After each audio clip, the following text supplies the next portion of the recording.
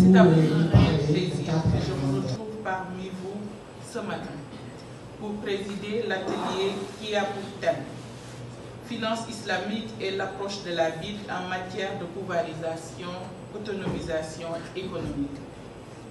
Je voudrais, à l'entame de mes propos, adresser mes sincères remerciements à l'ensemble des participants et aux structures qui ont bien voulu répondre favorablement à notre invitation. Malgré un calendrier de fin d'année que nous savons tous chargé, en effet, certains sont en pleine planification annuelle, tandis que d'autres, comme les SFD, préparent activement les travaux de fin d'exercice.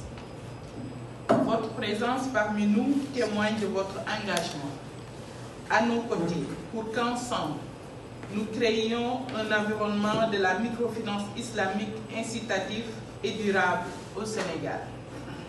Car, en vérité, nous poursuivons le même but, qui est d'améliorer les moyens de subsistance et les conditions de vie de la population défavorisée, en particulier les jeunes et les femmes sans emploi, dans le dessein d'en faire des acteurs réels de développement.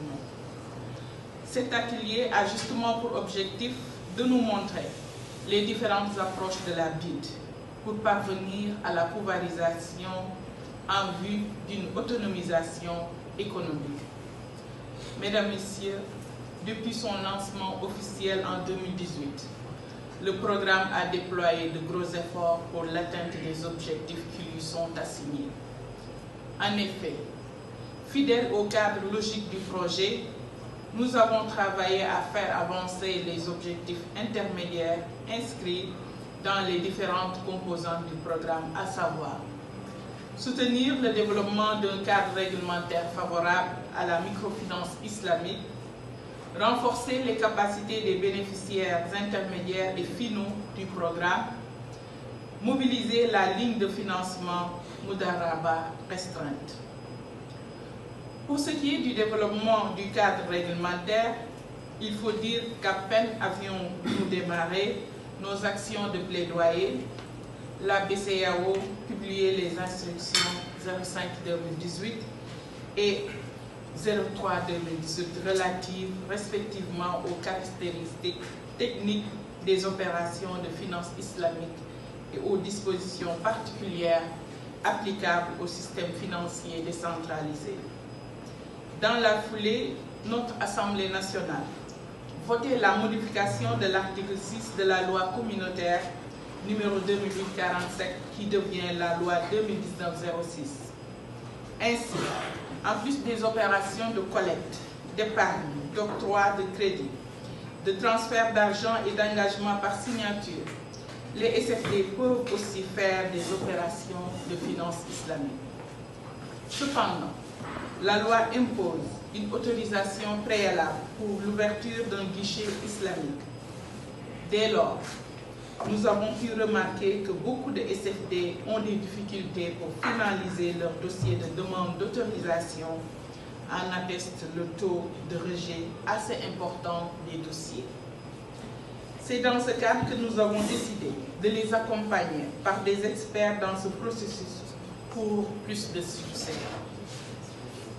En outre, nous avons initié des rencontres de sensibilisation et de plaidoyer auprès des autorités de la réglementation et de la supervision, de la direction des assurances, des impôts et domaines, de l'Ordre national des experts comptables et comptables agréés, pour que chacune, en ce qui la concerne, puisse enclencher les réformes nécessaires pour la prise en compte de la finance islamique dans les différents dispositifs réglementaires, fiscaux et comptables.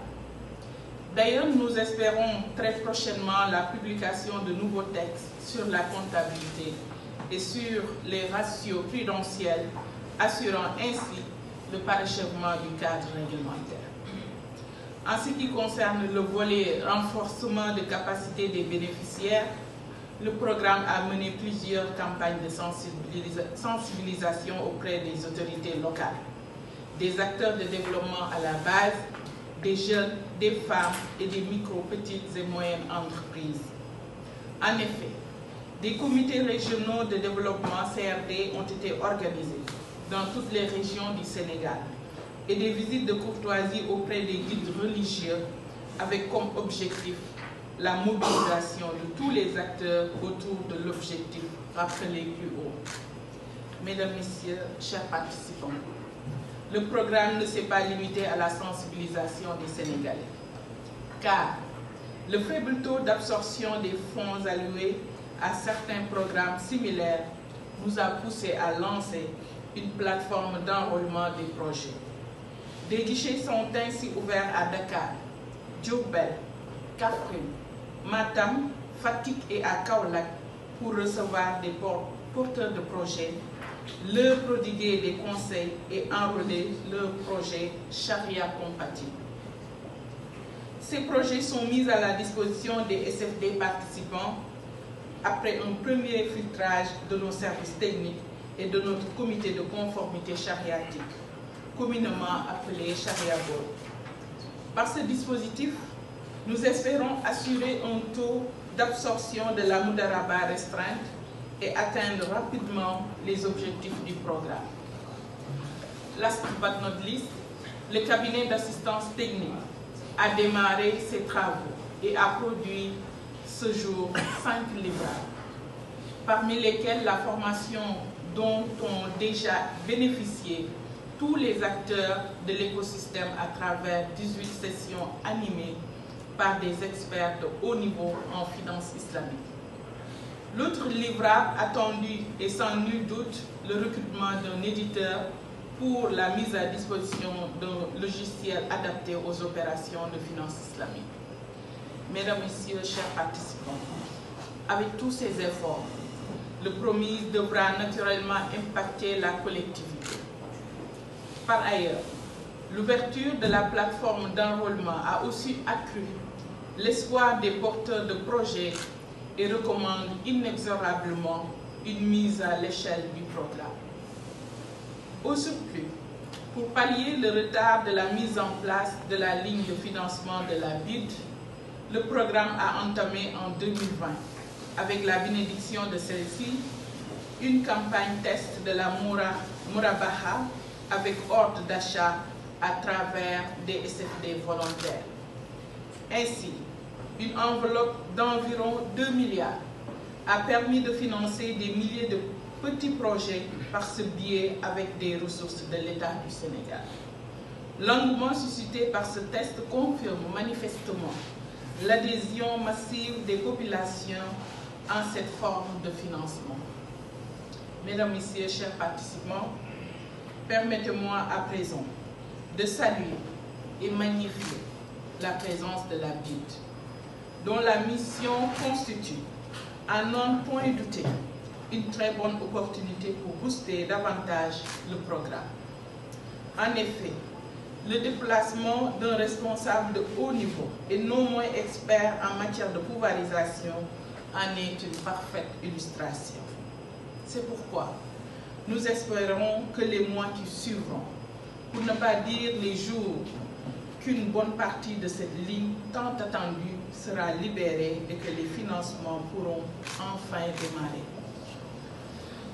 Le promis pourra dès lors tenir ses promesses et se préparer sereinement à entrer dans une nouvelle phase, celle de la pérennisation à travers son institutionnalisation en tant que fonds ou établissement de financement islamique. Il pourra ainsi mobiliser sur les marchés financiers islamiques florissants des ressources additionnelles pour assurer un refinancement durable, un des talons d'Achille des SFD dans le financement durable des jeunes, des femmes et des MPME. À ce titre, il lui sera possible aussi d'accompagner les différents démembrements de l'État central à lever des fonds pour la réalisation de projets d'investissement qui améliorent qualitativement les conditions de vie de nos populations. C'est notre engagement. Votre engagement est sans doute, nul doute, celui de la BID. Nous implorons l'aide du Tout-Puissant dans cette noble et exaltante mission. Mesdames, Messieurs, en vous souhaitant plein succès dans vos travaux, je déclare ouvert l'atelier sur le financement islamique et l'approche de la BID en matière de pouvoirisation et autonomisation économique. Je vous remercie de votre aimable attention.